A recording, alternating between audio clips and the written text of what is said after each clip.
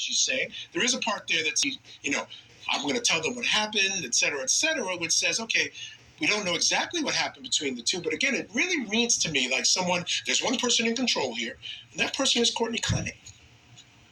Well, we all know domestic abuse is based on control. And I have to agree with you to some extent. When you read all the text with some of her responses, she's not denying what happened. And he's very specific about his injuries. And she's not saying, well, make sure you tell them I hit you with my phone because you punched me in my face. You're right about that, because there are two responses here. In the prior texts, they were only reading portions of his emails. So that's why I said that. But seeing both of them, her response is not really negating the fact that she is the aggressor, she is the abuser, and he appears to be, in these texts, to be the victim here. It's not looking good for her at all, because you can't be a victim and claim self-defense when you're the aggressor. And that's what this is showing me right now. Yeah, no question about it. We also learned, Matthew, that she seemed to have stabbed him one other time before. There seems to be a text exchange where he's talking about being in pain because she had stabbed him in his leg, and he was dealing with that. My question for you is this the type of evidence that will ever make it in front of a jury, or is this too prejudicial, or does it go too much towards something else that this court may have a problem with presenting this to a jury? Well, so here's the thing. I mean, the knife seems to be her MO. Okay, I mean, she's, the actual killing was a stabbing.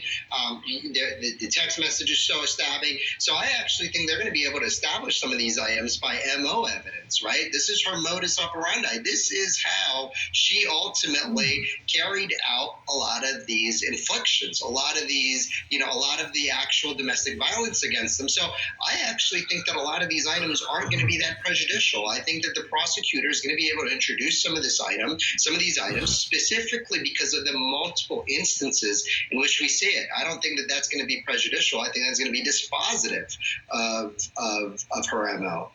All right, fair enough. And, Marie, there's a lot for prosecutors to overcome in this case. There's the logistics of it, the optics of it. You have a Caucasian woman, you have a black male, and I believe it's fair to say, from everything we've heard about this case, that there might have been mutual violence between the two. Now, who was in control or not, those are other issues. We talked a little bit about that. But clearly, there are people who have said they've seen Abumseli hit her.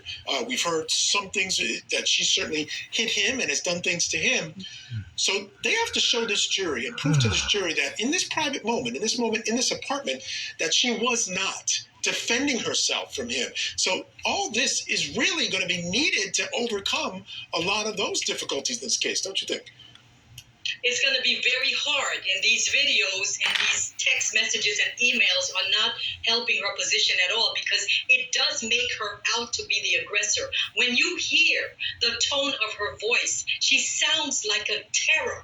She sounds like a witch. She really does. And this is not helping her at all, because she has to show that she was the meek one. She was the victim. He was the aggressor. So far, none of what we're seeing is supporting her claims. I would say that her defense better find a good expert to explain her explosive reaction to him as part of her trauma. More like it's fear. It wasn't intentional on her part. They need an expert to explain her reaction to him, because it was traumatic based on his prior abuse of her. That's what they need. And Matthew, nothing we've seen so far, and we're only seeing tiny snippets. Nothing we've seen so far suggests that she was in any way afraid of him.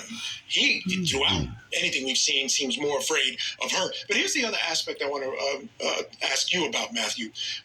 We see a lot in the text exchange about drugs. Her needing drugs, getting drugs, doing coke, doing this, that, and the other thing, going to the smoke shop. What role do you think that might play in this case? Because drugs may be a factor in how she's acting, responding, dealing with life. The prosecutor is going to use drugs. They're going to use all these messy things about her lifestyle.